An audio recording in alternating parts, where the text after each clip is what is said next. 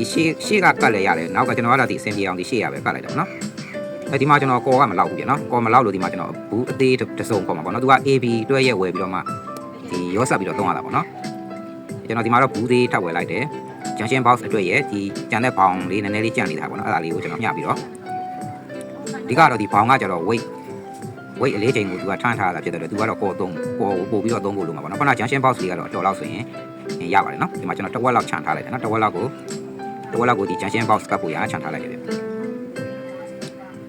သူကဒီ A နဲ့ B နဲ့ရောပြီးတော့မှုပြီးတော့မှနော်သုံးရတာဖြစ်ပါတယ်ဗျနော်ဒါကကြမ်းနေတဲ့နောက်တစ်ဖက်လေးကိုကျွန်တော်နောက်ကနေပြီးတော့ခနေတာပေါ့နော်သူကဆွဲလိုက်ခနေတဲ့နေရာလေးတွေကိုပေါ်လေးထည့်ပြီးရင်ပြန်ပြီးတော့ဘောကဖိလိုက်မှာပေါ့နော်ဖိလိုက်လို့ရှိရင်ဒါပြန်ပြီးတော့မြဲတော့မှာဖြစ်ပါတယ်ဗျနော်အကုန်လုံးကျွန်တော်တို့ဒီဘောင်းလေးဘက်စလုံးဆိုရင်တော့ကျွန်တော်တို့ဒီ AB ကိုဘူးကြီးတစ်ဘူးလောက်နော်ဘူးကြီးတစ်စုံလောက်မှာရမှာဗျနော်ကဲဒါ junction box ကျွန်တော်တတ်တော့နော်ဒီ main jaw တွေကကျွန်တော်ဆက်ပြီးသားပါနော်ဒီမှာပြတ်နေတဲ့ဒီဆိုလာပြားကလည်းဗာပြတ်နေတယ်ဆိုတော့ကျွန်တော်တို့ခုနပြောလို့ပဲအားမဝင်တော့ဘူးဘိုးတန့်ကြည့်ရင်တော့ဘိုးကတော့ပြလေးတယ်ဒါပေမဲ့ battery ကိုအားလုံးကမသွင်းတော့ဘူးပေါ့နော်အားမပြည့်အောင်မသွင်းတော့ဘူးအဲ့ဒါနဲ့လိုက်ကြည့်လိုက်တဲ့အခါမှာဒီ main jaw ပေါ့နော်အခုဆက်ထားတာ main jaw ကကျွန်တော်တို့အရင်နာကသွားပြီးတော့ဆွေးပြီးတော့ပြတ်တာဗျနော်အဲ့ဒါကိုကျွန်တော်ကအဲ့ပြတ်တဲ့နေရာအထိလိုက်ပြီးတော့အဲ့နေရာလေးကိုပြန်ဆက်ထားတာခဲတုပ်ပြီးတော့ဆက်တာပါနော်ပြီးရင်တော့ဒီ solar အတွက်လေးငုတ်ပေါ့နော်ဒီလေးငုတ်ရဲ့ဒီ junction box ကဒီကြေးပြားလေးခုနဲ့ပြန်ပြီးတော့ဆက်ပေးရမှာဖြစ်ပါတယ်